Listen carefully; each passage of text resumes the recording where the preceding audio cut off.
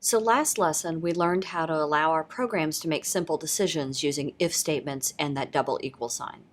Today, we're going to learn how to ask more sophisticated questions using things like less than, not equal to, and greater than.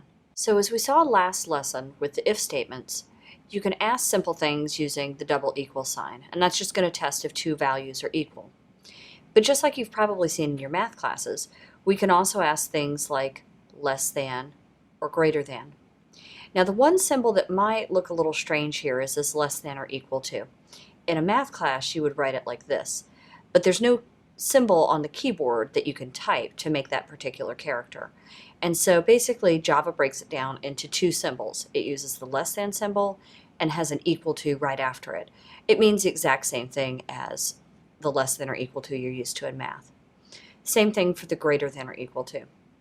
The other one that's a little bit odd is the not equal to. Again, there's no character on the keyboard that does the not equal to like you would see in a math class. And so in Java, the exclamation mark means take the opposite of something or the not of something.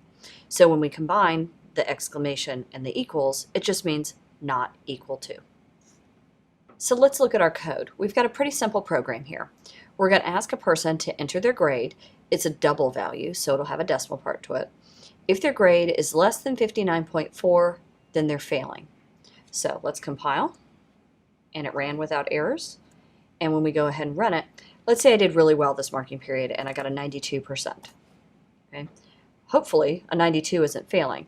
Now, when we go through, if grade, now again, I typed in 92, so that's really what's sitting in this variable right now. So if 92 is less than or equal to 59.4, then we're failing. Obviously 92 is greater than that, so this condition is not true. And you'll notice down here nothing printed out. Basically our gate worked. Now let's run it again. And let's say I had a really bad marking period and instead I got a 51%.